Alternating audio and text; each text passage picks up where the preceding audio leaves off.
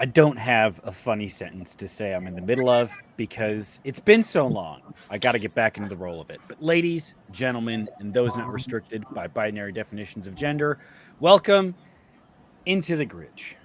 It's been so many, many years since we've all gathered here, but we're getting back into it to play a game. So, this isn't a game, Perry. You're right. If you die in Gridge, I have a sniper ready to take each and every one of you out. Oh, please kill me in this campaign. Okay. We'll follow up on that later. But as we get back into the flow of things, get D&D back in our schedules, we are going to play a little one-shot. So I have adjusted an adventure from this little collection called Rolled and Told, Volume 1, originally titled Penis and Balls. I was going to say something about close. Originally titled The Cold Truth, written by E.L. Thomas. And in the book, there are a variety of lovely illustrations. Isn't that like the 50 Shades of Grey author? No. Okay. Sorry. Wow. You really got me on a tangent there. Anyway. Yeah. It is...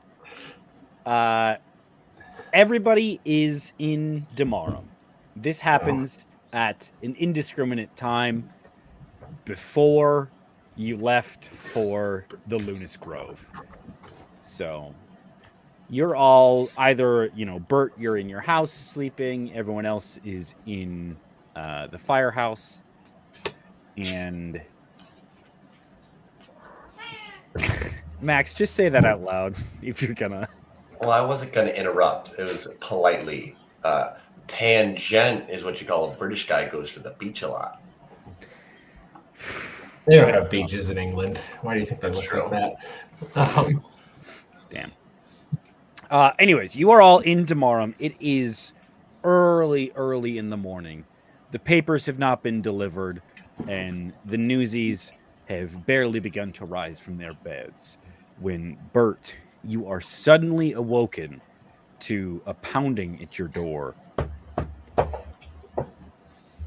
What do you do?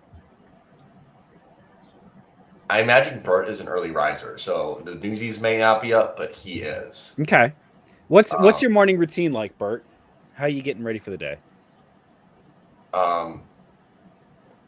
He gets up. He just kind of ding, eyes just open at 4:45 a.m. kind of thing. And then he have we established if Bert's a coffee drinker? Sure, he does coffee. Okay. And then you can tell I drink coffee because I said he does coffee. It's a despicable narcotic. And then I don't know. I don't know what old guys do. Jerk off. What? Max really putting in the research and character work on this one. Yeah, I'm rusty too. Anyway, the point is he's awake, and then he goes. I feel like you have a bookshelf just full of books about the Draconic War that you read up on. Yeah. Over and over again. But you open the door to a harried but familiar face. I don't know if we have previously established who the president of the Carpenters Guild is. Call it when Jake shows up and he grew his beard out. He's a harried but familiar face. Oh, wow. We're shaking the rust off. Galen's not a fan, which means I am killing it. We're doing bits for the next every sentence you say, Perry, is just going to be a bit because that's fine. We have to we have so much energy stored up. I want to call it energy. So, anyways, you see the president of the Carpenters Union, your counterpart. Yes, Joe Biden. Yeah, I did. His first name is Joseph, so Joseph Thatcher, half elven, first generation immigrant to the city, much like Bert. a little bit older than you are. Much more of like just holds administrative position now. Doesn't go to job sites, whereas Bert still likes to dabble. Wow, good for him. And he says, Bert, it's good to see you. There's something big. I tried to keep you out as long as I could, but time's come. I need your help. You can't ask me questions. I don't have many answers. I'm going to learn the same from you. But this could be big for me. Okay. You're going to want to get your friends to. Is Perry cutting out for everybody I was else? okay. I was gonna ask. No. I was gonna say, Yeah. get that close to the mic. It gets Okay. You're going to want to get your friends too. There we go. This is going to be dangerous. I don't know why my mic is acting up, but Like my work friends or my like which like the rich friends who just bought the old firehouse. Oh, okay, yeah, those guys. I'm gonna call us rich. Though. Sorry, you guys like acquaintances? I don't know what the whole. It's just what that kind of we deal haven't hung out is. in a while. I've just been busy working, you know. Right? Yeah, you've really, and I'll tell you what, we appreciate it. You've really saved our behinds with a few of the job sites. Anyways, he joins you as you make your way to the firehouse. You do finally begin to see some very go-getter newsies walking their beat bright and early in the morning. And you reach the firehouse and wake people up, presumably. Now, we established Bert is an early riser. Is anyone else? I think Kirog probably is too. He has that same old man vibe. He was already up to pee, so it was like, Right. It was a whole thing. Yeah. It took 20 minutes. Yeah. Right. So you are all gathered, and Bert gives you a short sort of. I mean, how would you communicate to them? How would you try and get people on board for this very mysterious job? So, I am the vice president. It's not a big deal, but I'm the vice president. And the president stopped by, so it's like, oh, hey, big shot. And, he was like, hey, Bert. And I was like, hey, guy. And it's 4:45. And I was like, no, what's going on? And then he was like, oh, there's a thing. And he said, get your best friends in the whole wide world who you love a lot. And I was like, oh, I just know you guys. So I'm here. And there's a thing. Did he say what the thing was? It slipped my mind. Okay. I forgot to ask. All right. I mean, not that I'm opposed to jumping into things without any kind of context or explanation. That's kind of been the whole deal this whole time. I just I got some. I forgot how much blisters on my hand fucking suck. Somebody got carpenter's hands right now, and I'm kind of sick of it. So that it affects your memory too, Bert. I don't think so, but now I need to go see my doctor. Okay. All right. I should get that checked out before we're doing Perilous.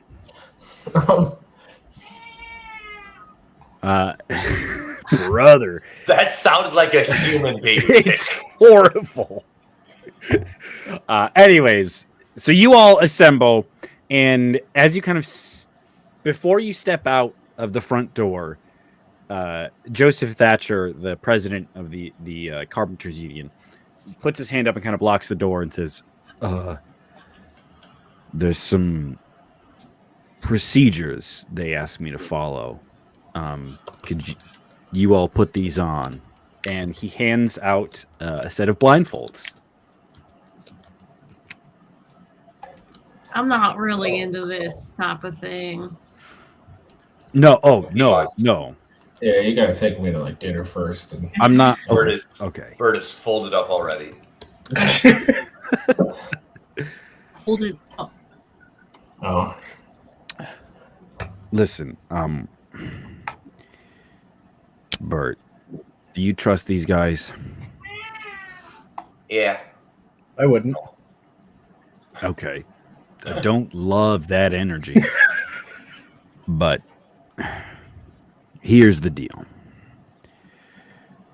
Bert, you know we've been trying to make this union, big for a while now.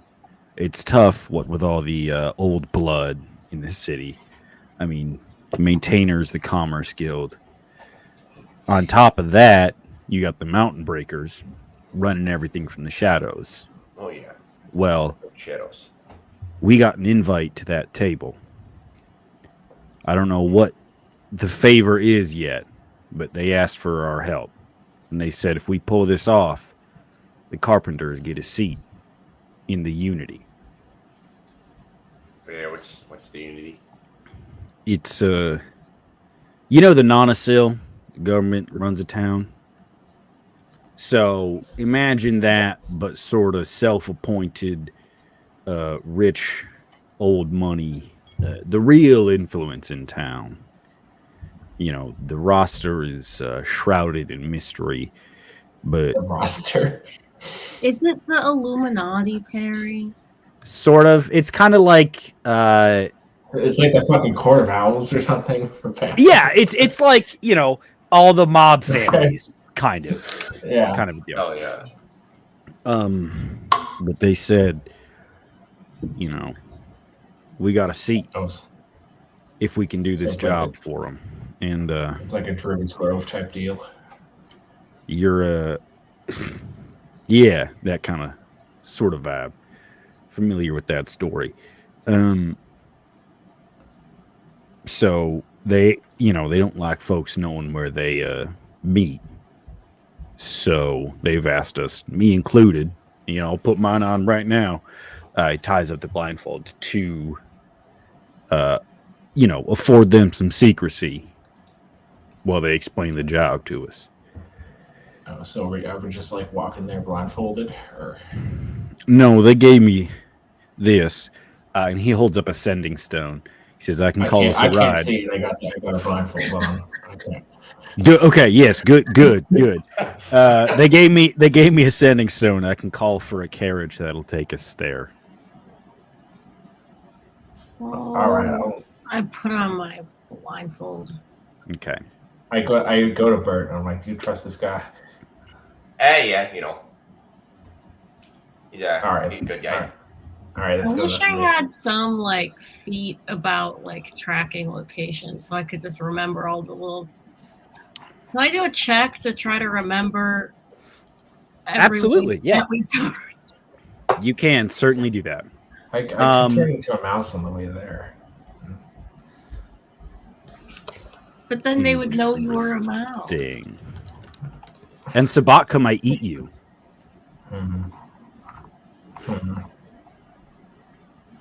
Yes, if anyone would like to try and mentally remember the way you navigate to this secret hideout, I'll allow you to make either a history check later when you're trying to recall the route, or up front and perception check to kind of serve as your way to keep track of all the twists and turns and alleyways and etc.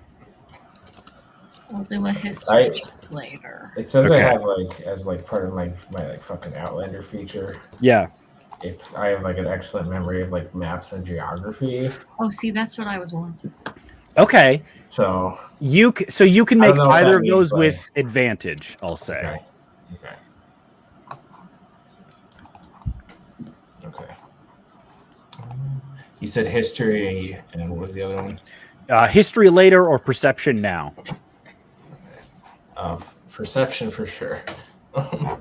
Okay, give me a perception check with advantage.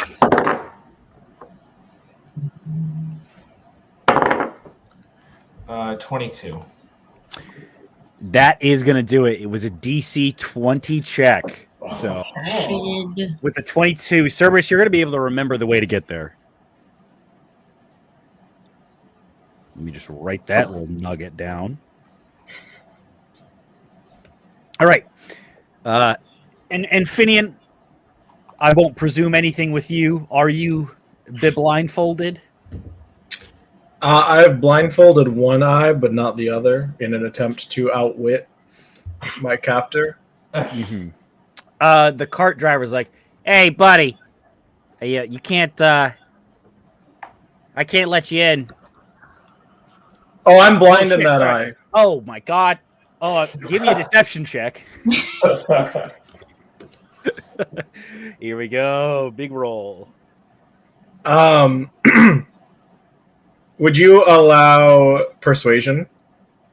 No, you're not blind in that eye. Okay. What the hell? Will a 17? Like says you. Oh my god! I am so sorry. Yeah, you go ahead and get in. Oh, god, It's a tough subject. Sorry.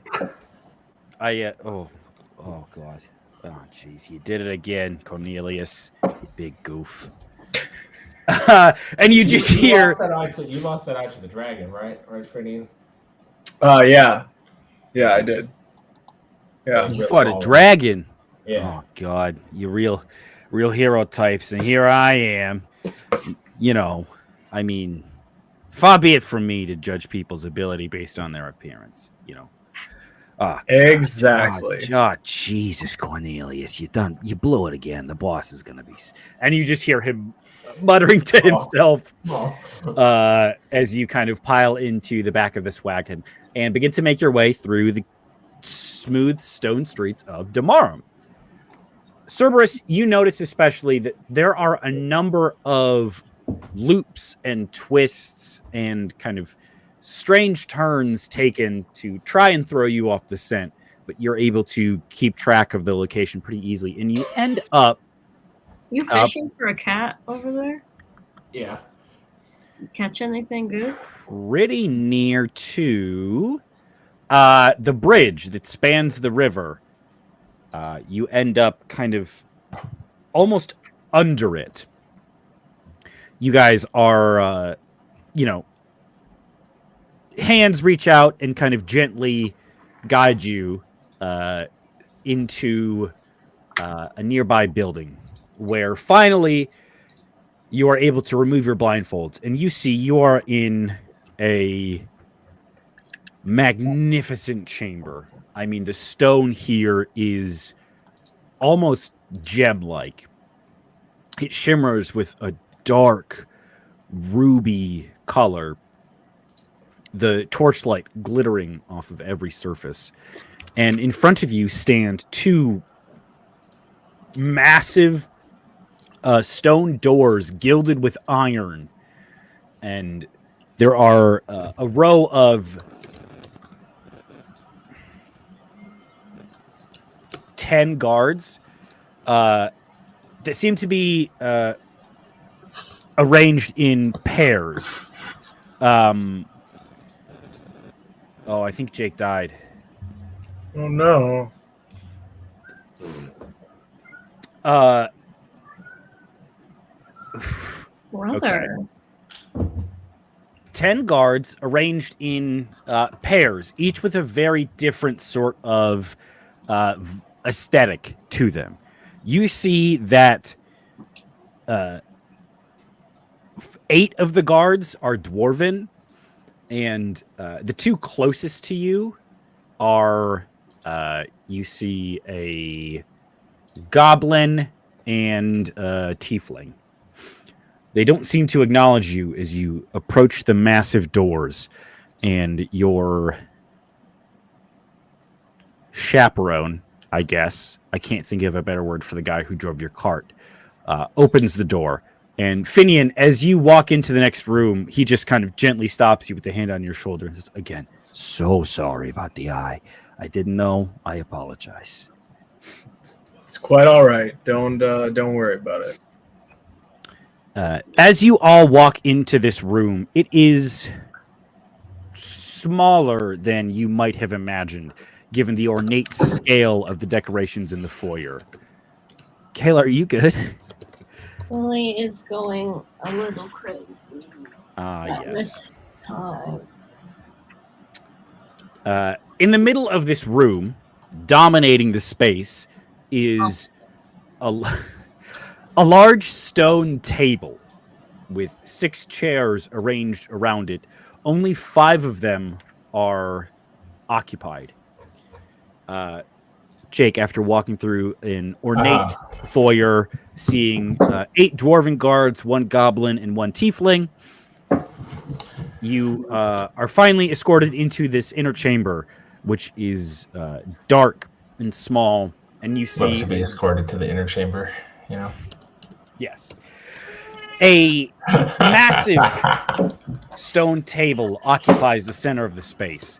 Around it are 6 chairs, although only 5 of them are occupied. In the center of the table is a small collection of seemingly miscellaneous items, each one placed in front of one of the various chairs. You see in front of a very stern but well-dressed dwarf what appears to be a dagger formed from the claw of some giant monstrous creature. Oh, yeah. You see Bert. Actually, we'll save that one for last. Cheeky little reveal. You see in front of a rather skinny dwarven woman with a shock of red hair, braided. Her hair kind of goes down in braids, and a few of the braids wrap forward and join into her beard. You see in front of her a large skeleton key with what looks like an actual bony hand holding onto the handle. You see in front of a worried-looking dwarven woman in much more kind of... God, what's the word for, like, shepherd's clothes? Pastoral outfit. We got there, folks. A very almost rusted and worn sickle. And then you see in front of a pale, emaciated looking human with a dark cloak and one glowing green eye. A giant, well, not giant, but a regular sized metallic hand with lots of cogs and gears and wires visible from the inside. And then the 5th seat, you come face to face, Bert, sitting behind a gorgeous chisel, clearly ornamental, symbolic of the station. Your father-in-law, Emir Slatebeard, president of the Maintainers Union. Huh. Okay. I kind of do like a... You get like a gruff, almost like a be cool about this kind of thing. Okay. Papa, no. It's quiet for a moment. No one says anything in the room, as if seeing who will make the first move. I kind of like have old man phlegm, and I kind of cough into my handkerchief. I spent a lot of time last week with old men, so I feel like I really I got a lot of flavor. Yes, you did the work Max was afraid to do. Yeah. Yes, so you cough, and then you see the dwarf at the head of the table, very stern, old-looking, in a 3-piece suit. You can't see a tie, but you assume there is one, because they have a massive gray beard intertwined with gems and gold and various ringlets. Thank you for coming here today. On Now, the day of my daughter's the day of my daughter's The wedding. day of my daughter's wedding. I brought you here because there are some dire circumstances that have been brought to the attention of this council. We've had our eyes on the Carpenters for quite some time now, and you seem ready to play with the big boys and ladies, and it's. You see him look over at the pale human. Oh no. Who nods. It's cringe, Your Honor. Yeah, we're all carpenters here. You know. I know a lot of you to be adventurers, and Of what course. my dear old friend Marion, and he gestures to the head of the Farmers Union, has told me is that we're on the verge of losing a lot of dwarves in the farms. Now, we don't know exactly why or how it's happened, but as of late, there's been a freak snowstorm. Now, I lived in Damaram for a long, long time. We don't get snowstorms like this in the summers. So, I feel like most something places, fishy is going on. Oh, that was a big one. Good catch.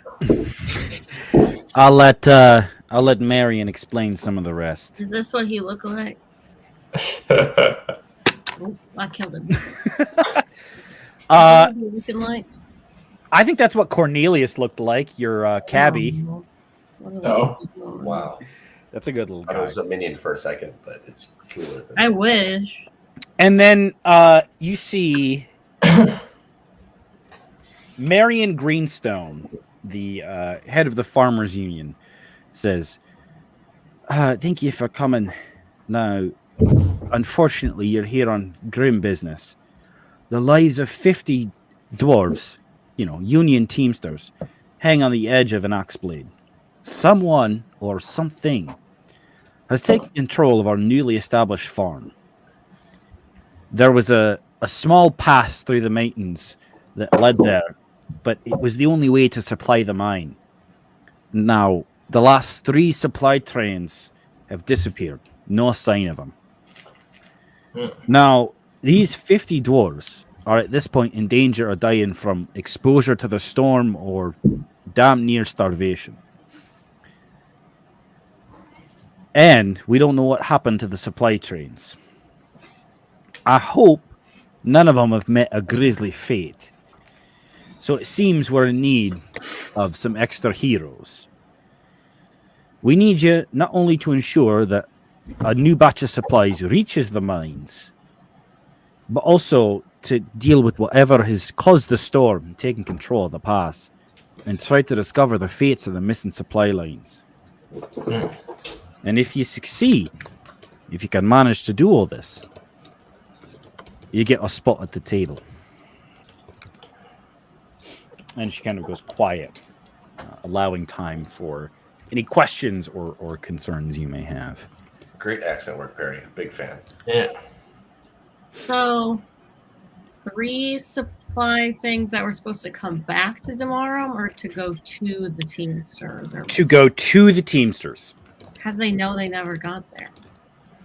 Because they usually come back. Oh, I see. They go and come back. Yes. But the last 3 have just gone and haven't returned. What if they just liked it there this time? Well, That's an interesting question, actually. Yeah. Why if they just kept them?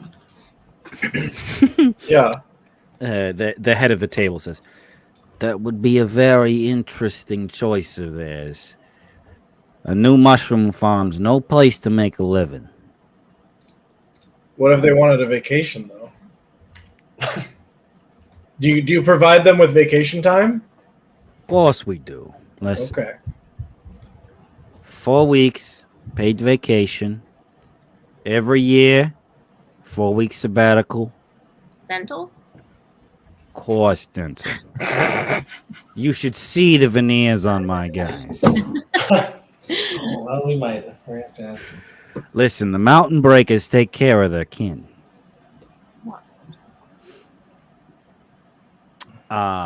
If I would say, Bert, if you want to make a history check to try and identify the people or at least the parties present at this table, you can do so. I would love to do that.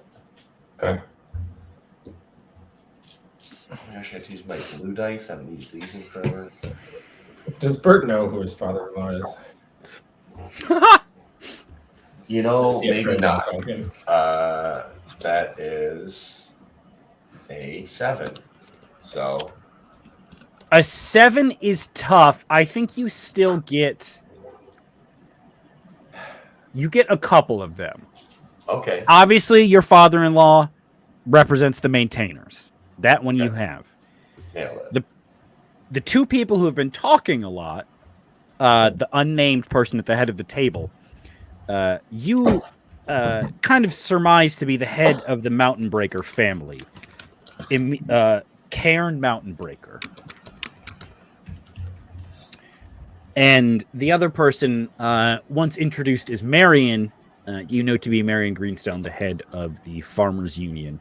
A couple years back, she made a bit of a run for political office closer into the city, but being so far on the outskirts in the farms and surrounding outlands, she couldn't get much motion. But she did become a bit of a public name, certainly amongst the unions.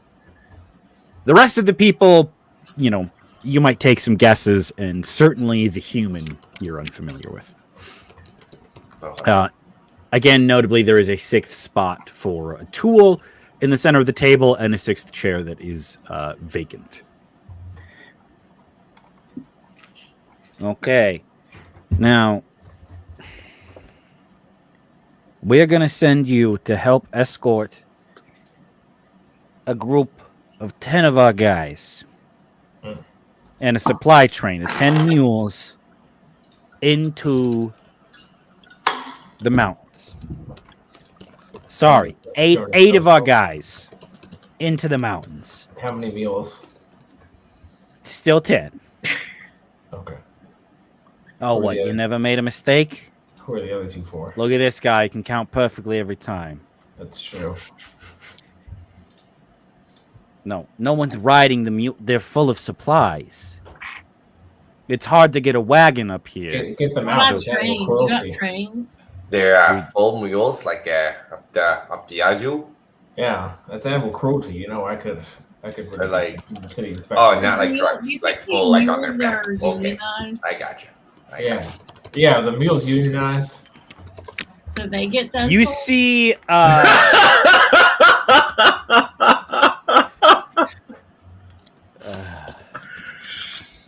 yes, pack animals are unionized, and yes, you could look our gift horses in the mouth. Okay. Well, I'm gonna ask them. So basically, you are being sent with, eight dwarves, these 10 mules, and they note in one of my lieutenants. That many people. Oh, well, You. okay. Listen, they're going to get the supplies to the mines and try and get our guys back. You have a longer mission in the mountains.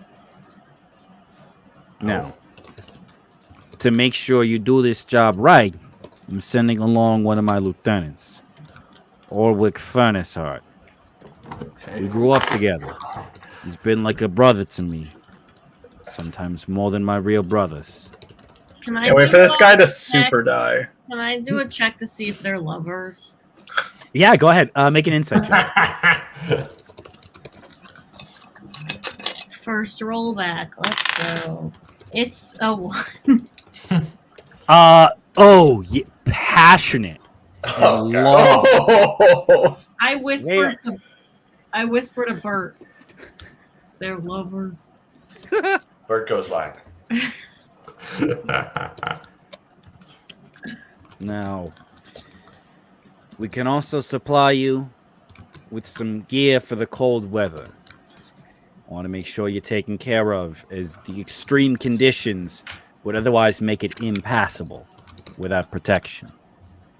Impossible? Yes. What are you looking? Sorry, I wanted to make sure I heard the word correctly. It turns out to mean the same thing at the end, anyways. Now, sorry.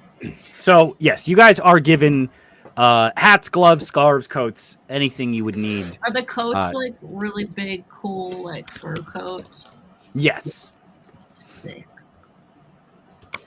So you guys have this nice, very. Like one of those like big fuzzy hats that like Russian people wear in the movies. Do you know what I'm talking about? Yes. There's only one, and it's I see. perfectly Kirog size. Yeah.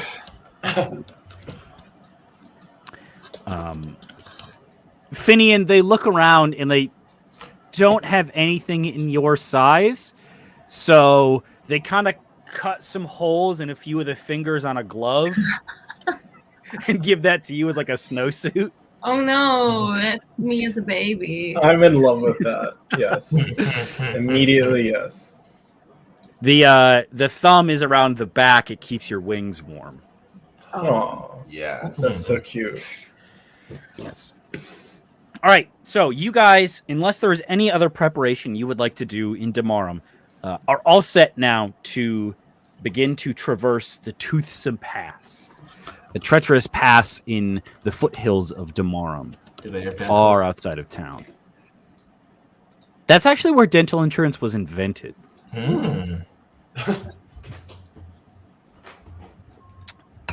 All right.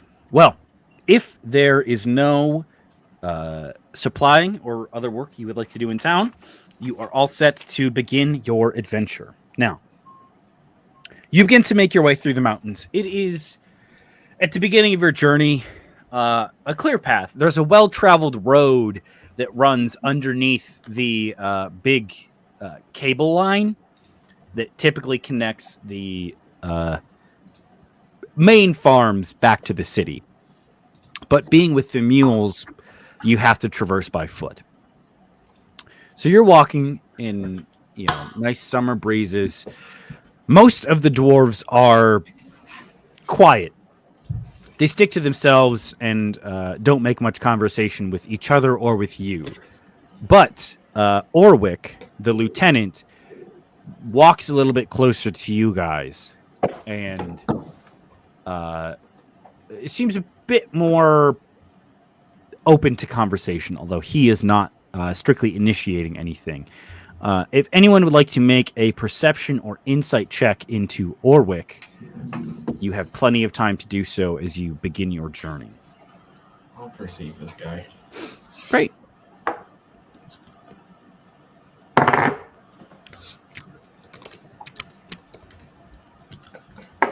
$15.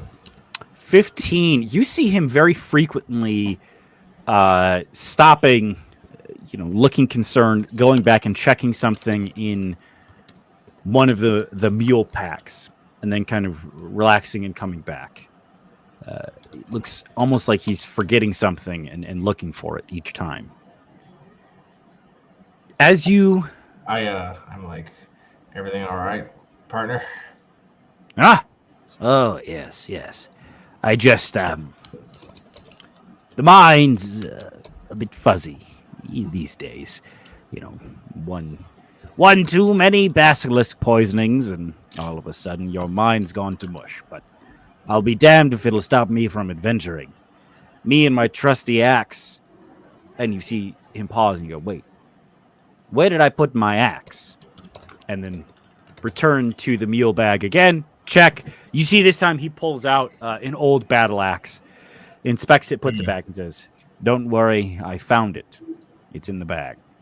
This is the lieutenant guy Yes. that he sent with us? Yes. His lover? Oh, Yes. I'm glad His lover. I'm glad you found it.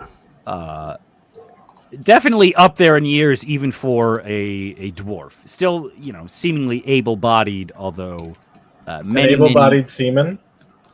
Yes. You I was many. so mad that there was one of this. I don't need to make my own slides whenever we have a curriculum. One of the slides today was like a long ship of Danish seamen. I was like, you didn't have to say that. Now I have to deal with that. You could have said You could have said sailors. And did you have to deal with it? Same thing. Did you even get through the rest of the lesson? It was just some boys in the back, so I was able. They were just whispering. I was like, okay. Impressive. Like, take the A out. I was like, we're fine. We're moving past. I would have scrimped if I were there. The real one was last week. Again, fucking these people are fucking me over. It was like John Brown had 20 children, and the kids were freaking out. This one dude was like, "Yo, 20 kids. You need to just fucking go to bed, man." 20 kids. Man, he was in bed, and I was like, "Oh, it gets better." Damn, that's good. That's fucking funny. How can you even be mad mad at the second kid? Except I'd already made the same joke in my head right before he said it, so I was like, okay, Yes. we'll just move You on. see, what do you do when the kids are like, it's like you shouldn't say that, man, but also Funny. it's like you're funny. You just say stop. You can't That's- give him any credit. That's too Yeah. bad. Except if you actually laugh, you have to acknowledge it. But I Right. didn't, so I didn't have to. You're just so say stop. great. Yeah, I was gonna say kept your fucking cool. willpower. You're On the God's front lines. bravest soldier. Yeah. Excellent. Can I talk to the mule? He was going up and back and forth too. Yes. Like, How would you do that? that's what I was. I was like, do I not have a fucking kit that just lets me fucking talk to animals? But I don't. So,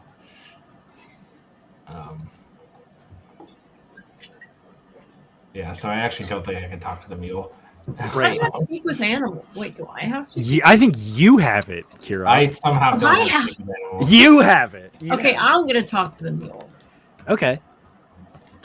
Cerberus like walks up to you like embarrassing. He's like, I can't talk to the mule. Yeah, I'll bring you. I'll be your interpreter. You Can tell you me be what- my mule? Yeah, you tell me what to say. All right, I just wanted to ask him if that guy was bothering him. Hey, is this dude bothering No. Hey, you got any oats? Listen, they don't give us any oats. you? What? I'm fiending pretty bad. You even you, have dental? Oh yeah, we got great insurance. Do I have Uh, oats? Do you? I don't.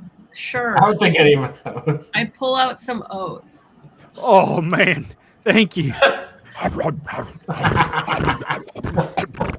Woo! That goes down smooth. You got no idea. I tell you what, I owe you one. Oh no, I shouldn't have given it. Okay. Yeah, I don't. I gave it cocaine. I don't know about that, I'm Kayla. sorry, I made you talk to the mule. I walk away. You see it kind of braying back to the other mules, and they all start looking at you like, No, I'm not looking. I'm not looking. I do not see them. Actually, not. I'm busy. Long before you guys reach the Toothsome Pass, you can see the storm and the weather. The sky is dark, and there is a blistering wind almost forming a cyclone of snow in a horrible, horrible blizzard. So intense you cannot even see the mountain peaks residing within the area of this storm. After some time, you finally make your way up to the pass. And as you begin your journey, the snow crunches beneath your feet, fresh powder obscuring any tracks that could help lead the way. On the edges of the storm, it's not so bad. Once you get deeper in the coming days, then it may be more difficult. But I would like all of you to please make me... Where is it?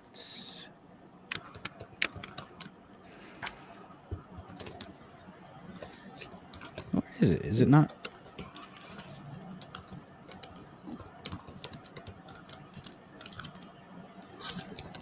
Oh, never mind. you are able to easily navigate this first day. I would like anyone who is leading the party and or keeping an eye out to please make a perception check for me, please.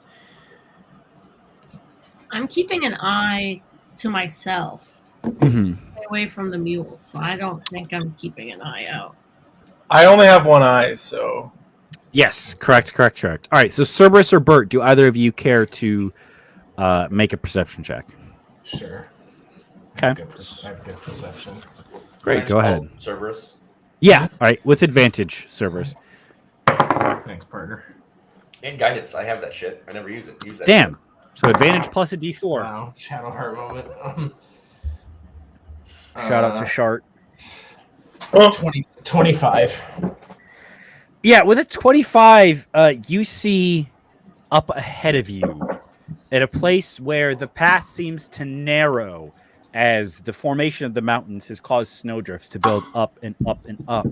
Hiding in the snow, almost imperceptible due to their camouflaged furs and pelts, are a party of orcs. Those With a 25, bitches. you clearly see one larger, brawnier-looking captain of sorts, and about 10 foot soldiers. You are, I would say, 100 feet from them, and they seem poised for ambush. They know you're coming, but they can't tell that you've noticed them yet. Sorry, what are they? The cat was yelling. 100 feet ahead of you. We just can't tell what they are. They're orcs. Oh, they're orcs. You see a bunch of orcs waiting to attack you as you kind of go through this bottleneck. Okay.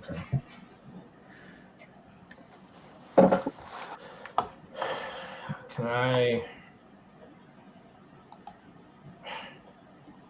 Now, and I do have to ask this with Cerberus, do you tell anyone else? Oh, yes.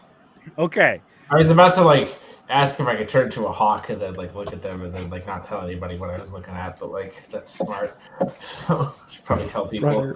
Brother. Would you still like to do some reconnaissance? Yeah. Okay. I'm like, hey, there's a bunch of orcs up there. I'm going to turn into a bird and go scout them. Is that cool with everybody? gonna go flex on these hoes. I'm not gonna do that because there's 100 of them. What if you have big bird muscles to flex? Yeah. Sorry, what was that, Key Rogue? You're not gonna flex Key Rogue. your big bird muscles. Oh, I mean, I could. I could turn into a Thunderbird or something like that. Is that an option? You got a roller coaster. What? Is there a roller coaster called Thunderbird?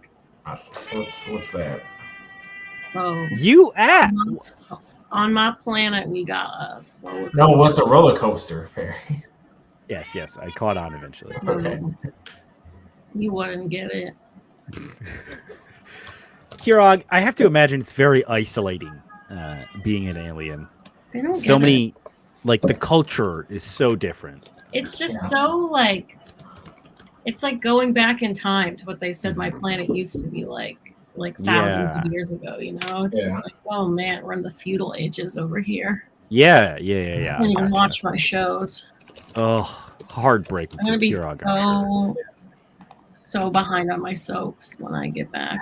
Okay, that I was gonna say, is he a soaps or like a reality competition kind of guy? He's a soaps guy for sure. Yeah. Nice. All right. So is Cerberus. Thunderbird actually an option I can turn into? No. Okay. What's the biggest, scariest bird? I don't know what you can wild shape into. That's your job to know. Well, I don't write everything down. I think you can be a giant eagle. Okay, that sounds right. Okay. So you transform into a giant eagle, and even with your immense wings, it is difficult to fly in the heavy wind and snow.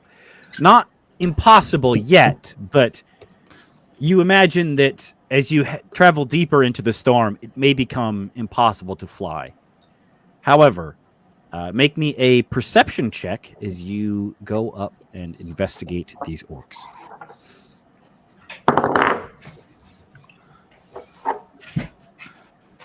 13. 13 is pretty good.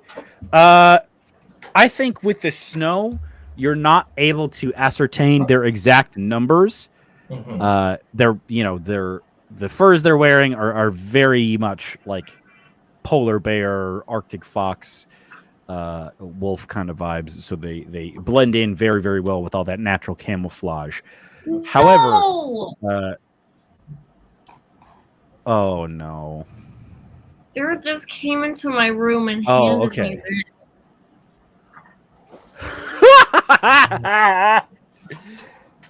Oh, that's funny. Is that a printed out like Polaroid of JoJo's? Oh, hang on, yeah. Yeah, Jared has a Polaroid printer. That's pretty epic. Oh yeah, Perry has a good one. Kayla, now we can have trading cards. Newt. Everyone's favorite, Newt Gingrich. Anyways, Cerberus, you see there's clearly one captain, a little bit larger than all of the others, and then maybe 10, maybe a dozen other orcs. And then all of a sudden, several of them draw their weapons on you, and you are going to take several longbow attacks. Oh, no. Jared, I'm going to hang it up next to my Jeff Bezos. Yes. They have a good here. Hold on. They have a really good matching aesthetic. Okay. It's very good. All right, let's see here. First attacks an 11 and a 21. Okay, the 21 hits. Okay, I'm just going to mark down how many hit, and then we'll calculate the damage at the end to save some time. Next two are a nat 20 and an 8. Okay, the nat 20 hits. It'll be a star. Next ones are a 19 and a natural 1. Okay, the 19 hits. Okay.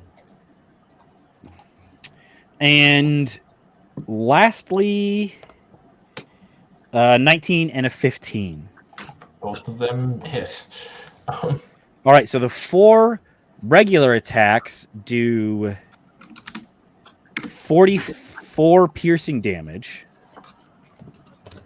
Okay. The crit does 22. Well, I'm no longer a giant eagle.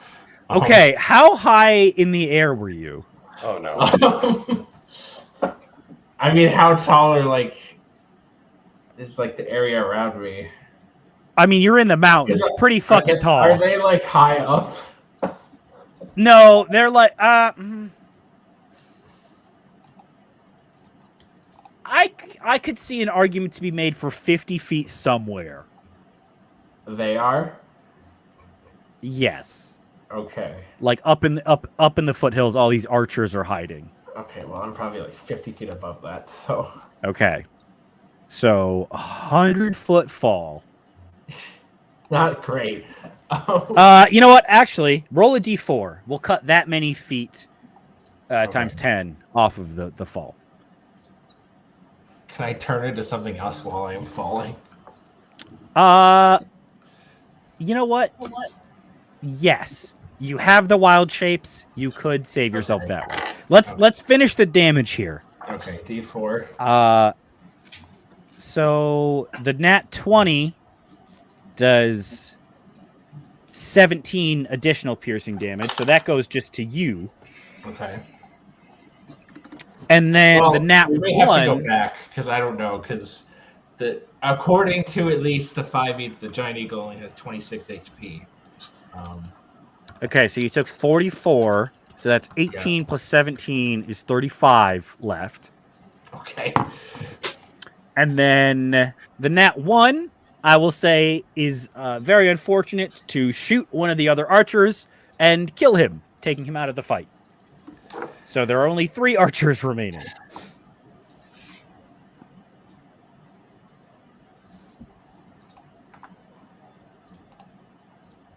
And as you plummet to the ground, that is where we're going to take a brief interlude.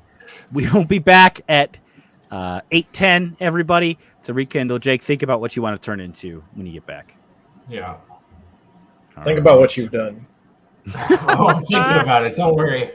All right. See you on the flip.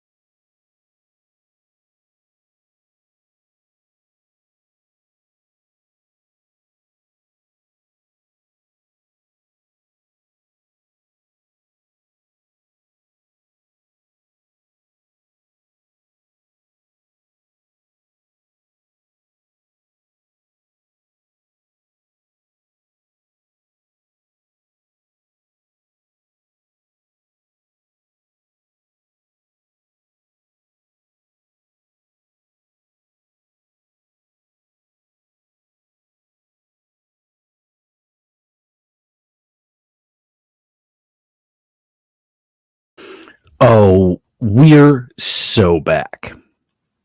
Or we will be very shortly. Ladies, gentlemen, and those not restricted by binary definitions of gender, welcome back into the Gridge. You join us as the noble druid Cerberus Greaves plummets to his death over a snowed-in bottleneck in the Toothsome Pass. I really thought that much vamping was going to give the other two the time to get here. Damn. Luckily, we're with Cerberus. What do you wild shape into as you fall, if that is still your plan? It's like I was trying to during the break, I was trying to Google birds that are good in the snowstorm. You know, most of them, in fact, seek shelter during a snowstorm. Shocking. But who could have guessed? Fucking Percy-ass birds or whatever. But it's like nervous birds over here. Yeah, it's like I maybe because I was like, okay, I feel like I need to be small enough to fucking disappear, you know? Okay. And I'm not going to turn into a bug because I feel like that's just going to get obliterated by the storm, you know. Probably a good point. A body mass perspective. Mm-hmm. So can I turn into a wintry owl or something, or Yes, perhaps a snowy owl. Yeah, a snowy would be owl. Appropriate. Yeah. You transform into a snowy owl, and very quickly the natural camouflage, I'll say, obscures you from the archer's view. Their next round of arrows just completely misses you. Do you go right back to the party, or is there something else you'd like to do? No, I'm going fucking right back there. Yeah. Yeah, that seems pretty smart.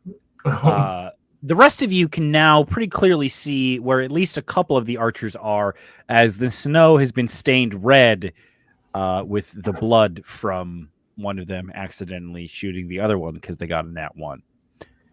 I would like everyone to please roll initiative as the ambush is sprung and the orcs leap from their hiding places and get ready to attack. God, I do not have many hit points. And they were 100 feet away, yeah. Correct. Oof, tough rolls for them. All right, 20 to 25. 15 to 19. 19. Great. 17. Finian up first. 17 from Cerberus next. 14. So, 10 to 14. 12. Okay.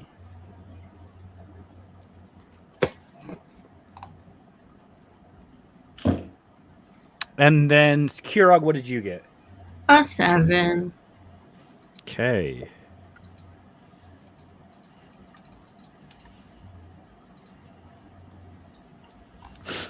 Top of the order is Finian, 100 feet away from you. You see 8 orcs, well, 9 orcs rushing at you, one of them being a larger target than the rest. The archers are holding their ground on the ridge. I'm going to sit back and watch what happens. Great. Okay. You hold your turn. The round passes to Cerberus. Yeah. I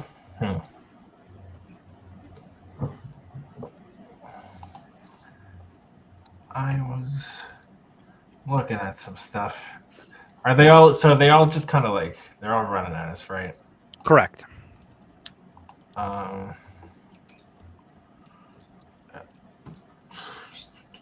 Okay.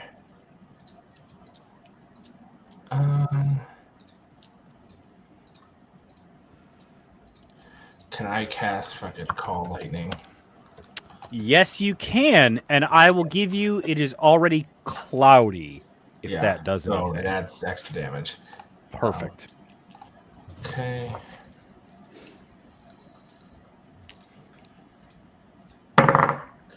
Nat 20. Does Call Lightning, do you attack or do they make a save? Oh, wait. Sorry, I gotta read again. It's been a while. Yeah. Yes, I choose a point under the cloud, and then each creature within 5 feet of that point must make a dex saving throw. Okay. I will say with the way they are squeezed in there, you can probably get 6 of the orcs as they pass through the bottleneck. Okay, sounds good to me. Yeah. You said dex save? Yep. Okay, they're bad at those. Highest is a 15. The other ones are a 5 and a 6. Okay, the 15 is good. The rest. Okay, so 2 of them pass, 4 of them fail. Please roll damage. Yeah. So it takes. So the fail still takes 3d10. Fuck. Hold on, I gotta do a whole bunch of. Did math. you upcast that? Yeah, I cast it at level 3. Yeah. Okay. So. I was gonna say so you rolled 60-10. God damn. Yeah, and then so the successful ones take half of that. Okay. And then, but I also add 1d10, so it's 4d10s. Oh, I see. Gotcha. Here we are. Okay. Hold on, I need to fucking. I'm just gonna have to do this online. So Smart, efficient, quick. if I can fucking. You all, the rest of you, feel the hair on the back of your arms kind of prickle up as static electricity fills the surrounding storm. Sparks kind of jump between some of the snowflakes as lightning crackles above before slamming down into the snow, causing a massive eruption of the powder. What's the damage on that, Cerberus? So they each take 20 damage, and then the ones who succeeded take 10. Okay. Immediately, 4 of the orcs die. Cool. So, Electrocuted to death. The other 2 are bloodied by that. Great opening volley. Cerberus, are you concentrating on that now? yeah. Okay. That moves us over to Orwick Furnace Heart, who, having no melee weapons, retrieves his trusty axe from the saddle and begins to charge forward, taking a dash action, so he's able to make it 50 feet, about halfway up to the orcs, taking us right into the 8 dwarven guards' turn. They all kind of line up 4 and 4 on either side, draw their heavy crossbows, and boom, launch a volley at the orcs. Only 2+2. Only 2 of the arrows manage to hit, and a couple of the dwarves bust their crossbows. But you see the 2 orcs that have been damaged but not killed by the lightning bolt die as bolts pierce them. So you have 3 archers, 2 charging orcs, and then the 1 captain also rushing at you. That brings us to the archers' turn. The 3 of them are going to again target. 2 of them target Cerberus. 2 of them are going to target Orwick. No, not Cerberus, me. a 10 and a 6 aren't going to do it, are they? No, actually, thank God. First 2 shots miss, but then a 7 and a 16, I think. The 16 will hit, right? 16 will hit, yeah. Okay, you take 6 piercing damage as an arrow finds its way through the storm to you. And against Orwick, 13 does not do it. He knocks an arrow away with his shield. What? Would that break my concentration? Roll a concentration check for me. Couldn't remember if it was concentration or constitution. But a concentration check for me, DC 10.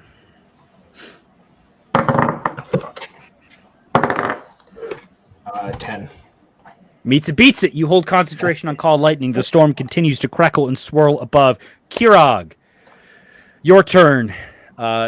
essentially 3 charging melee fighters who are kind of still up at the bottleneck because it isn't their turn yet, and 3 archers spread out in the hills. So they're still like 100 feet away. Yeah. Like maybe 90 at this point if we kind of play with time, but they have not had their turn yet. And there's only 6. Yes, 6 total. Well, can't really do anything with any of that. I feel like they're gonna be dead. Do you have any ranged cantrips or anything? Get back to me. No. Okay, that's fine. You can just hold your turn if you want, or try and aid someone in their next action.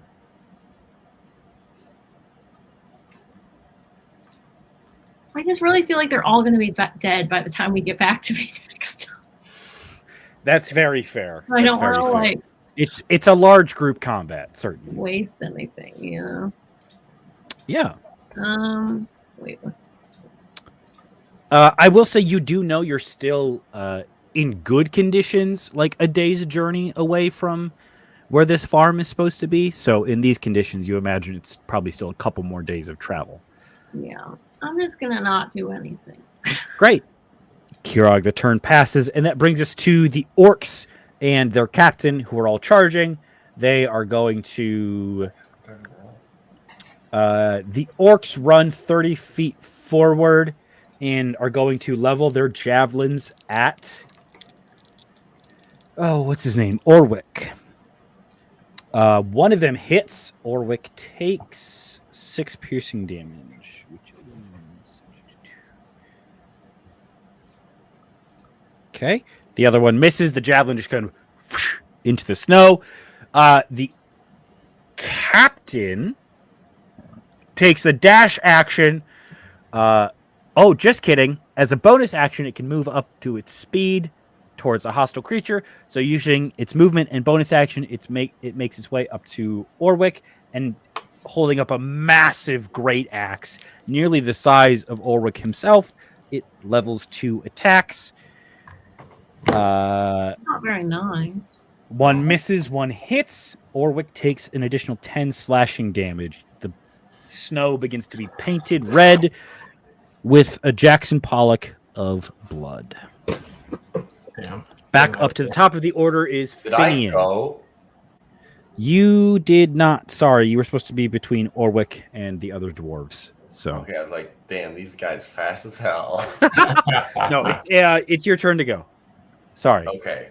Would you say that they're all within a 20-foot radius of each other? At the time of your attack, they would have been. At least the 3 charging. Those in the archers would not be. They're spread out.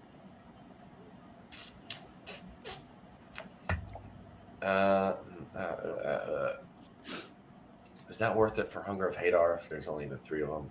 Yeah, it is, because it's fun. I cast Hunger of Hadar on them. Great. What do they have to do? 20-foot radius, sphere of blackness and tentacles, yada yada. Ooh. Dex save. Dex saves. You got it. 15 and 16.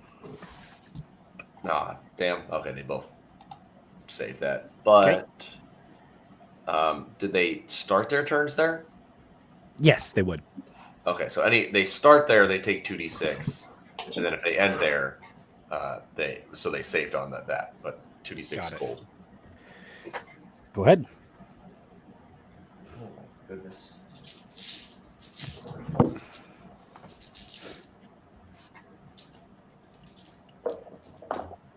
That is 4 hold cold damage. Okay. They all suffer it. Also, it's like black and scary now. Yes, I will say they all pretty quickly rush out of that and then make their attacks on Orwick. However, you have cut off this bottleneck with the Hunger of Hadar, so if the archers want to sort of come down into the fracas, they would have to pass through it. Are you maintaining concentration on that? Oh, yeah. Great. Now back up to the top of the order. It's Finian. Closest one is 50 feet away. The other two are still 70.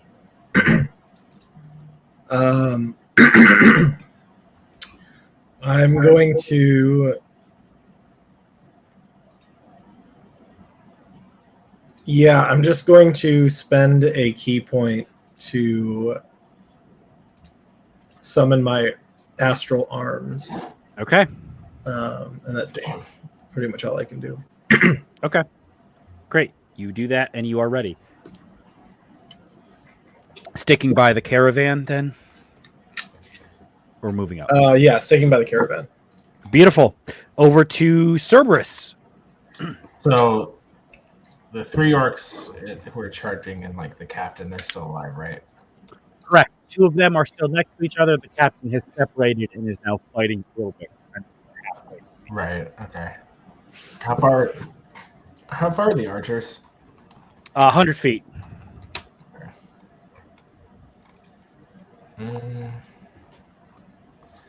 And okay.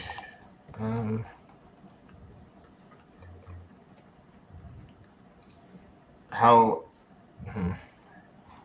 are they like? They're not like close to each other, right? 2 of them are. They were kind of in pairs on either side of the pass. One of them shot their friend. Yeah. The other 2 are still in a pair. Okay, all right. So Lightning has a range of 120 feet. So I'm going to move it over to the archers. Great. The 2 archers. Dexterity. Well, I mean, are they within 60 feet, like a 60-foot radius with the 3rd one? Yes. Okay, so all three will get hit by it then. Isn't it you just pick 1 point? It's oh wait, no, yeah, sorry, I was reading the wrong thing. Okay. Yeah. They both fail their saves though. Okay. So you should be able to get them real quick. Okay.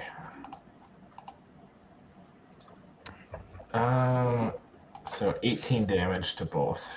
Dead. Cool. So you see fucking cartoon like nervous system ass and they fall over. That brings us next to Orwick, who is going to wield his battle axe against the I spilled all my dice. Shit. The Orog captain here. He with a 12 and an 18.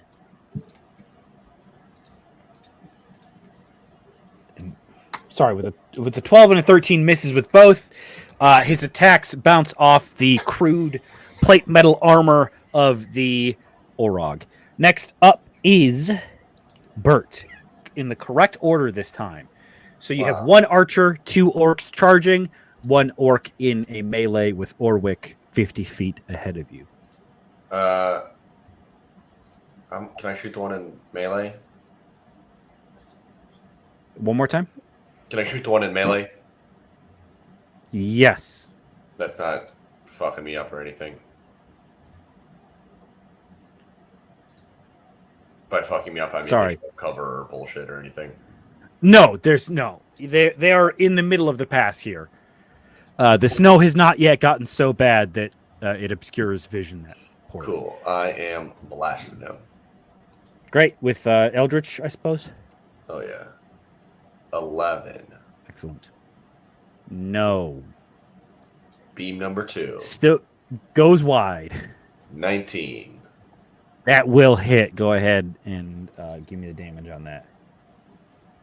That is 5 force damage.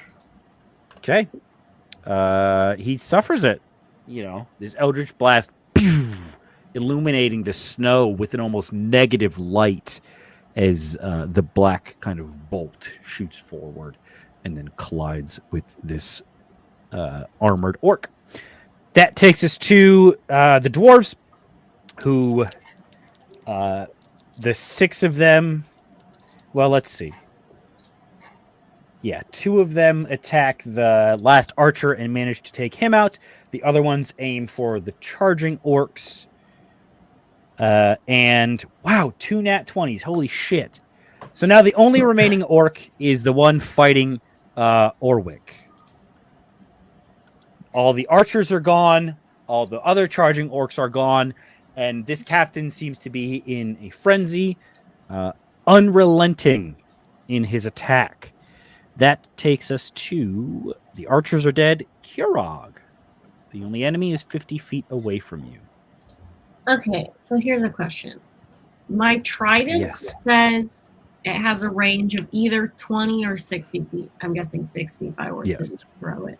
So I could be 20 feet away from this guy and attack him? So the 20-60 is with... So 20 is regular range. 60 you would roll with disadvantage. Okay. So I could be 20 So feet away from him and hit him? You not with the melee, but you could throw it. And it would Oh, be the same as a regular attack. So the 20 is how far you could throw it normally. okay. You can throw it up to 60 feet at disadvantage. I see. Okay, well, I'll mosey on up 30 feet and then throw it a casual 20-foot throw. Yeah, super simple. you Go ahead. often do. Roll an attack for me.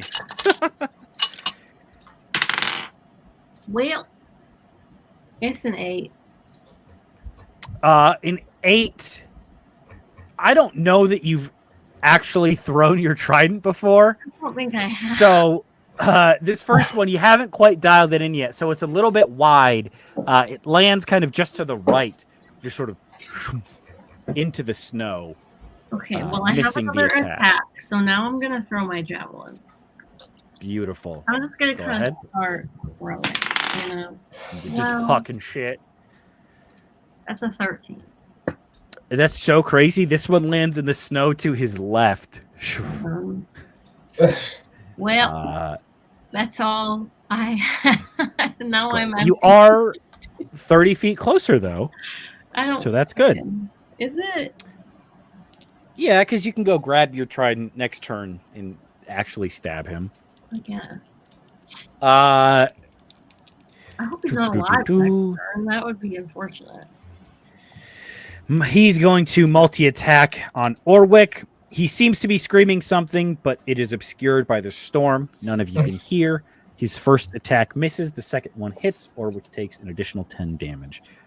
He now, you can see, is kind of stumbling and bloodied as he fights.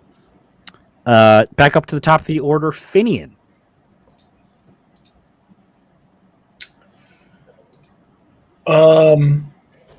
How far away from me? 50 feet, 50. Can I just throw a dart or a dagger at him? Yeah, absolutely. Okay. Okay. Does a 25 hit? Yes, that'll do it.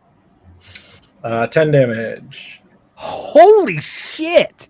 Mm. Such a pointy dart. Yeah, that's crazy. Finian, you just absolutely launch this dart like a bullet, and you see it like rip through the side of his neck, all like scratching the artery, but not quite getting it. That takes us to Cerberus. Yeah. Whoa, wait. Oh, sorry. I have double attack. If he's not dead yet, I'm going to throw a second keep dagger. up. Yeah. Okay. Kurog looks so ashamed right now. Does an 18 hit? One of these An heavy 18 just exactly hits, yes. He's so embarrassed. This was only 6. Okay, I think you find probably an elbow crease with this dart. No. What's wrong with you? And that does bloody this Orog, this captain. Are you done now?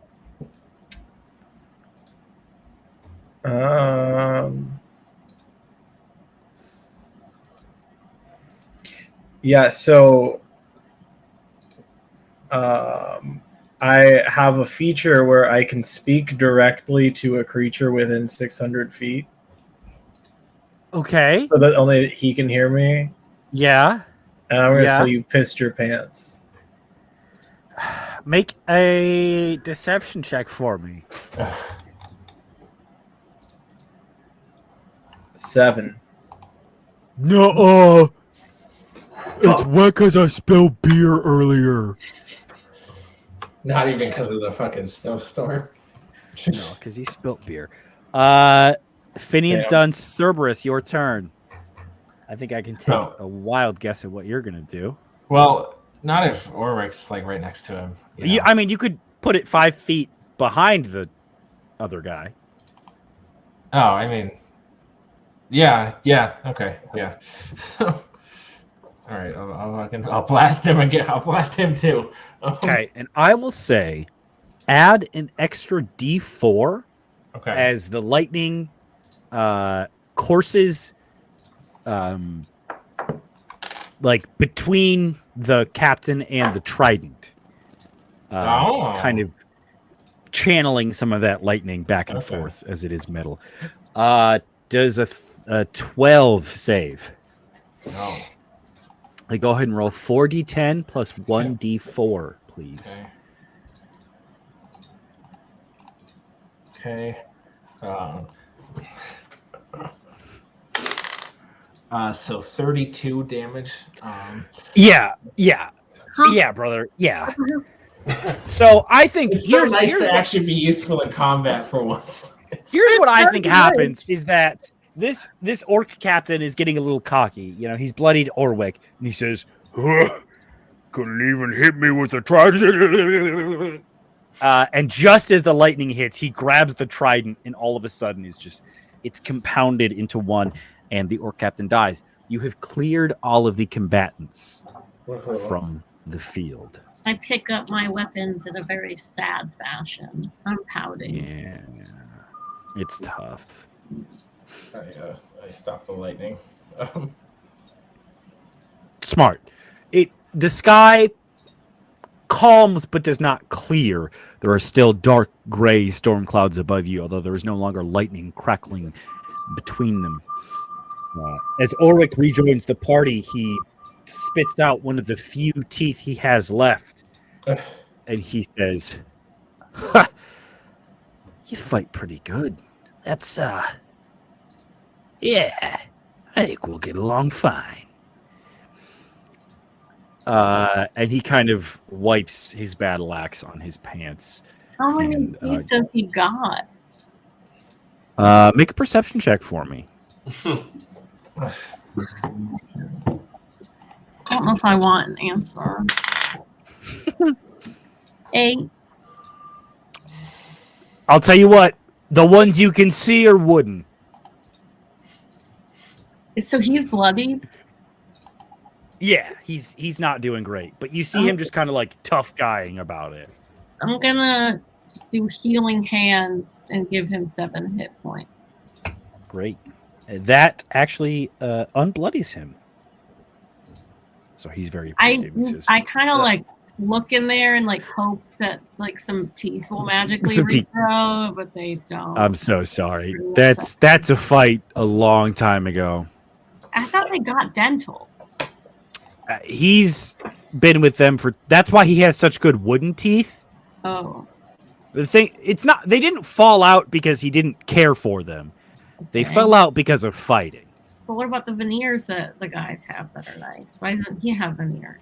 Yeah, he's too old. He's too old. No one's like, but hockey players have such good dental insurance. It's like that's not really why it's. Yeah, all right. It's that's a good point, I guess. I'm still upset about it though. Right. Veneers don't have dental insurance. How do you even know? I just assume because money, but maybe not. I'm looking it up. Thank you, Kayla.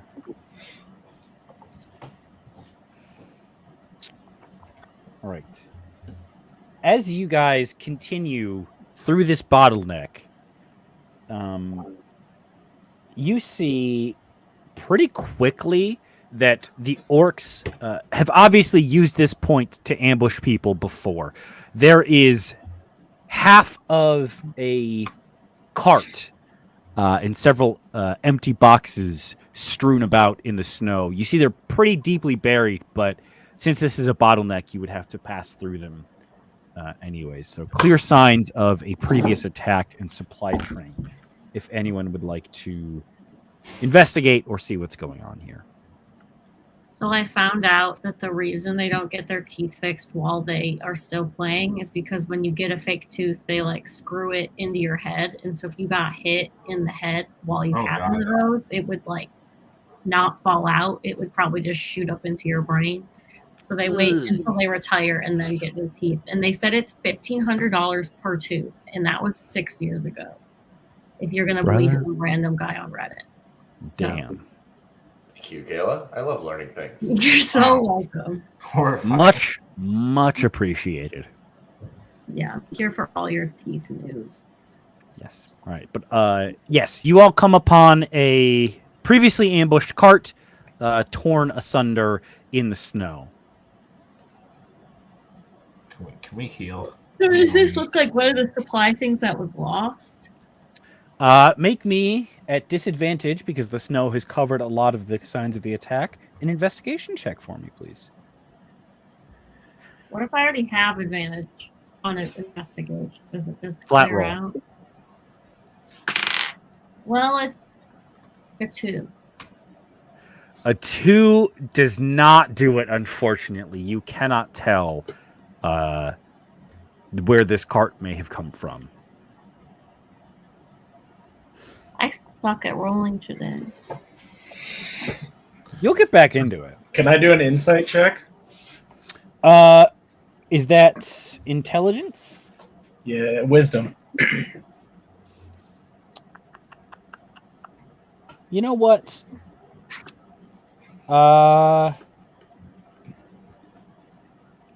Yeah, go ahead.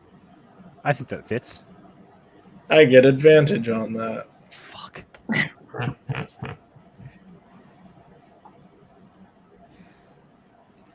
19. All right. You see that the cart was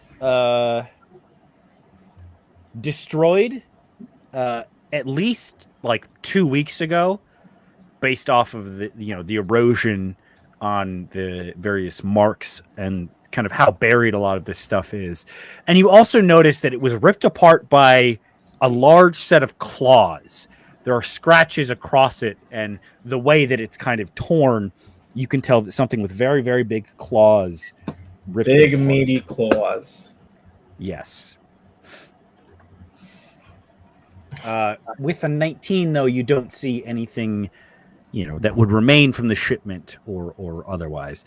I think you do see, though, that there's like on one of the axles or the wheels, there's a mark of the Mountain Breaker clan. You can tell that this is a supply train that was coming prior. But as you guys encounter this cart and kind of finish up your investigation, it is quickly approaching nightfall, and the dwarves, although on a treacherous journey, are still on the clock, and it is their union-mandated kind of camp time for the day. Wow. So they begin to set up a small camp, a few tents that, well, not potentially very warm, do a good job of holding off the snow and wind, and you guys settle in for the night. A fire is started, and Orwick looks at everyone over dinner and says, "All right, who's got a story for us? Back in my day, you didn't go on a big journey like this without telling a few stories around the campfire."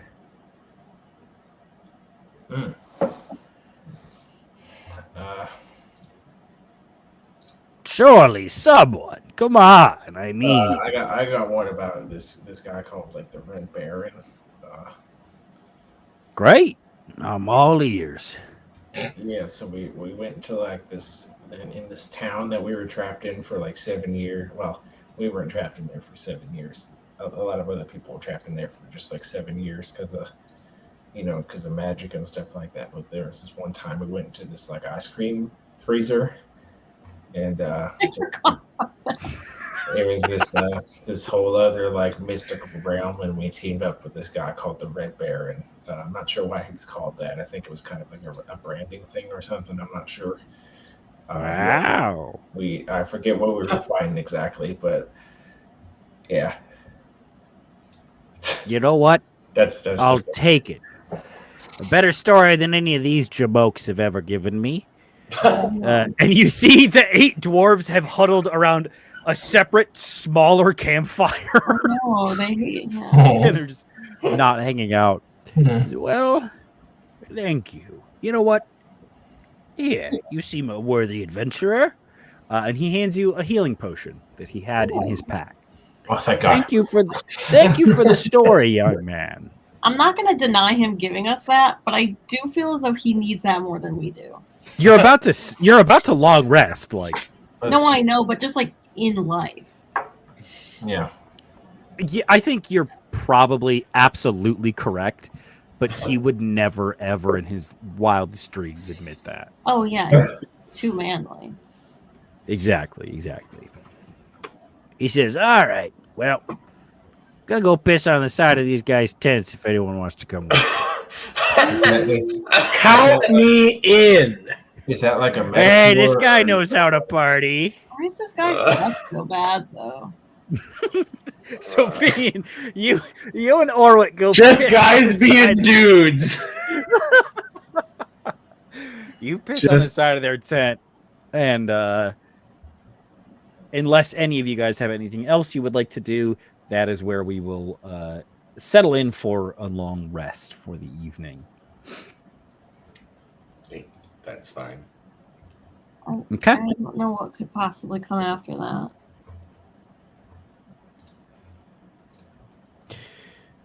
Okay. After you all take a long rest, I'm going to wait for the internet bout. Maybe? Okay. Can you hear me? Yeah. Mhm. Yeah. Okay, great. After you guys take a long rest, the next morning begins, and you begin the second day of your journey. As you do so, you pass into just a worse part of the storm. The blizzard is so dense here as if there's a fog. Anything within 15 feet is lightly obscured. Beyond 15 feet is heavily obscured, and further than probably 30 feet is just anyone's guess. Orwick suggests you all tie a rope to your belts so that you don't get separated, because as you are, a 10 mule train, if you're in the front, you cannot see the back.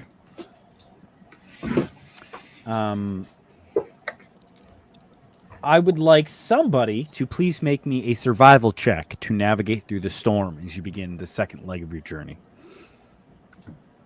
I'm not good at it. I mean, I don't know. Is it probably me again? Because of my geography and map skills. I'm the map guy now. You're not wow.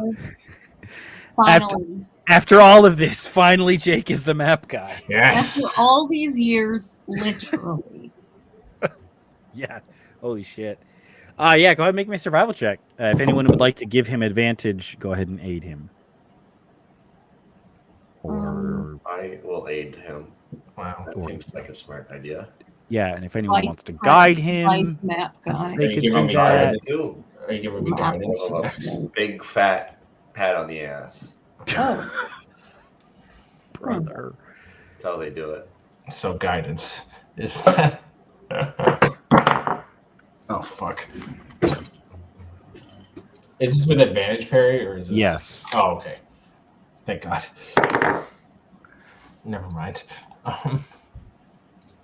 10.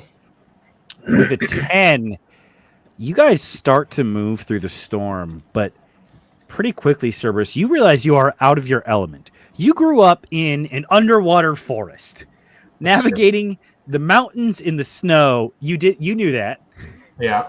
I thought you said we were just suddenly found ourselves in an underwater forest, and I was like, "How do you fuck up that?" I didn't know where I was going, so I just kind of took everyone home.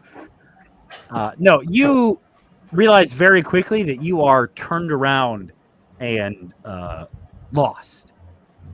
You have, at least for the time being, lost the pass. You realize that as you circle back and see the signs of your campsite from last night, losing you about half a day's journey Oh, as you turn around and stick closer to the side of the mountain now so that you have a point of reference. But as you travel on after that setback, Travel on my wayward son. you hear a horrible scream coming from behind you, followed by a monstrous roar. And you feel a tug on the rope connecting you to everybody as a couple of the dwarves begin to turn back. Do you guys go see what they're trying to investigate at the back of the caravan? I mean, Probably yeah. should. I guess. As you look towards the back of the caravan, you see 3 of the mules and 5 of the dwarven guards completely encased in a massive mound of ice, almost a glacier. And again, you hear a screeching roar through the storm, although you cannot see what is making that noise. What do you do? Probably cry a little bit. That's super fair. Can I send Sabatka up to? Yeah, absolutely. Make a perception check for me. I don't know what his modifier is, but that's a natural 1, so it probably does not matter. Sabatka goes up, and as you look through his eyes, you see only a massive pair of silver jaws and hundreds of teeth. Oh.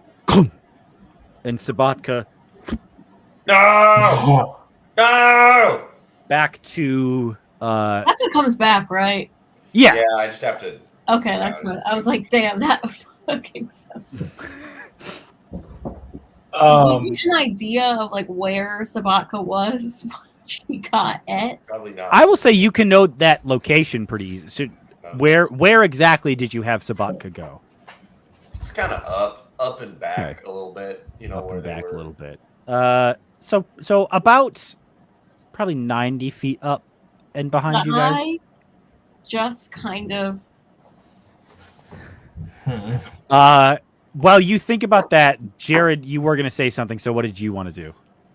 Yeah. So how much ice is there? Like a 15-foot cube kind of vibe. So I'm gonna walk up to it. Yep. Get a little cup out from my bag. Okay. And get a dagger and just chunk off some of the ice. Yeah. Okay. And then I'm gonna turn around, reach in my satchel, and pull out a skein. And I pour something into the glass on ice, and then I take a sip. Naturally. And then I turn around and I blow fire breath at the ice. Shit! Okay. I have used my dragon vessel potion of fire breath. Fuck! That kicks ass. Okay. How much damage does it say that does?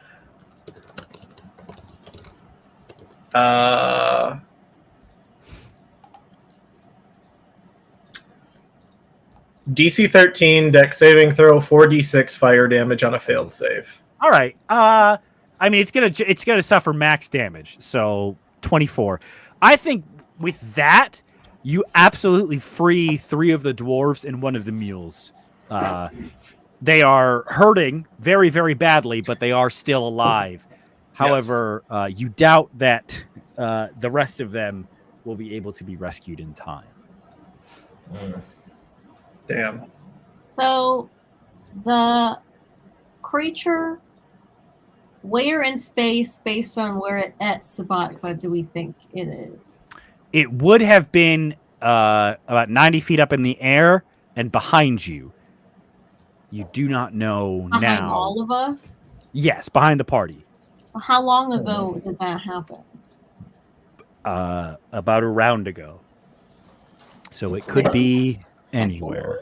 No, it's 6 seconds. Is it like a fucking ice dragon? Yes, 6 seconds. So you don't know this thing's flying speed. You don't know if it's flying, how it's moving.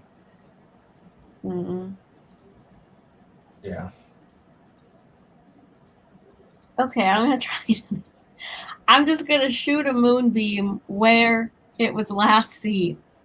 And it's Okay. 40-foot cylinder, so I'm just kind of hoping it's still within the 40 feet. Okay. I think because Moonbeam is a dex save, correct?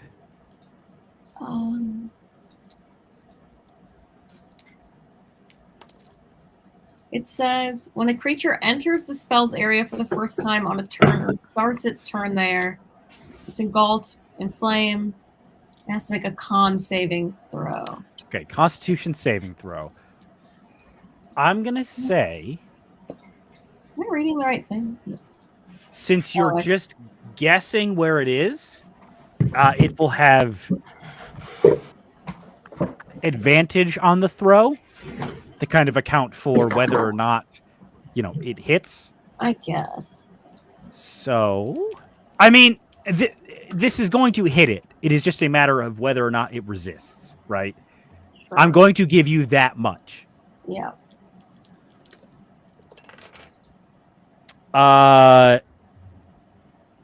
7, and the other one fell. Does a 13 save?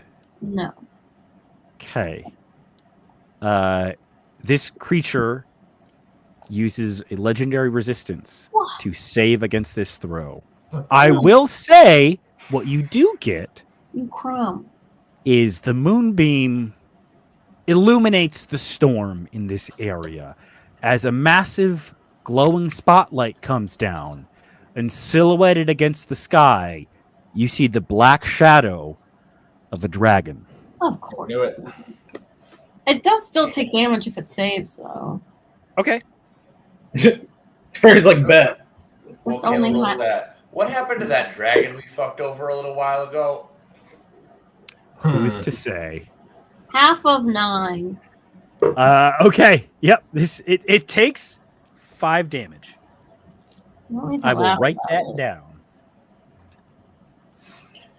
And it's an ice dragon. But the one we fought before wasn't an ice dragon, was it? It was No, he froze me. Oh, damn. That's too bad. We should have killed him. And Probably. as this moonbeam goes off, the dragon disappears from sight once again Uh-oh. until you see it emerging from the storm right in front of all of you. And you hear a voice. I've been looking for you. Oh, no. I would like you all to please make a Constitution saving throw for me. Uh-oh. Mhm. Oh boy.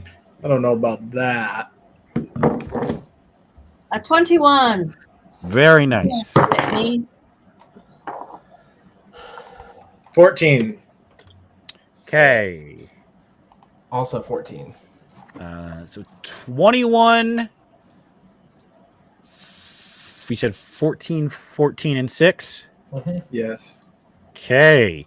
21 saves. You take 27 cold damage, Kirog. Oh.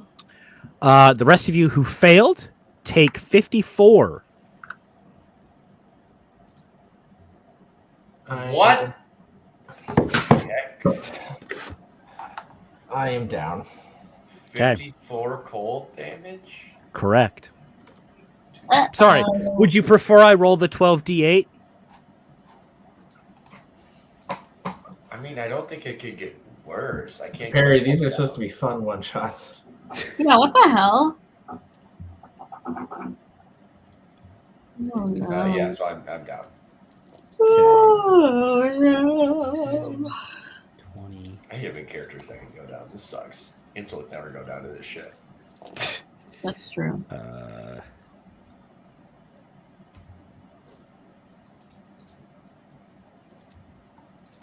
I'll tell you what. I rolled and it was only 50. So if that helps anyone. That does help me. Oh So yeah, how no, many that's the difference. We were on How the many original would I side take there. then? 25. How many did you say I took originally? 27. So you get 2 back. 2 back. So Finian, if that does make the difference, you do get to be up. But Yay. Cerberus and Bert, you are frozen solid. Yeah. Oh. Wait, so we don't get to be up? Well, we're still Sorry, up, did technically. did 50? Can you I have tank 50? 52 hit points. So that Okay, was- yes, you're up. You're up. That was the swing, yeah. Okay. I have yes. 51 hit points. So I am at Then- 2. Okay, then you all are up. Several of you fucking barely. Let's see. Let's see if Orwick makes it. Ava, what a stupid joke. I'm not gonna. Well, I said it now. I can't Yeah, you have to. back out now. Bert says, "I've heard of freezing a sperm, but this is ridiculous." I don't know why. That wasn't good. You're right. It's Well, his that was- body. you should get that one in. Orwick succeeds and takes most of the damage. However, the remaining dwarves, yeah, nah, fam. Hey, nah, fam. So you 4 and Orwick remain standing.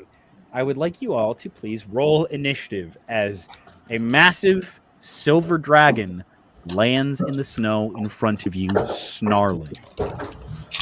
I'm sick of this. Nat 20. What a useful Shit, time all to roll it. So, Kira gets nat 20. I have to roll dice for 2 people. Okay.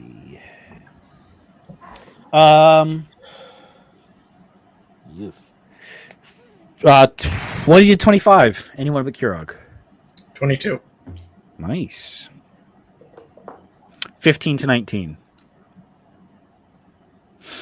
Okay. 10 to 14. 11. Bert, what'd you get? 6. How my night? Okay. This dragon lands, snarling at you all. And as you begin to fight it, that is where we are going to end tonight. Thank you. It was so much fun to play with you all. It was very good to be back. We will see you again in 2 weeks. Later. We'll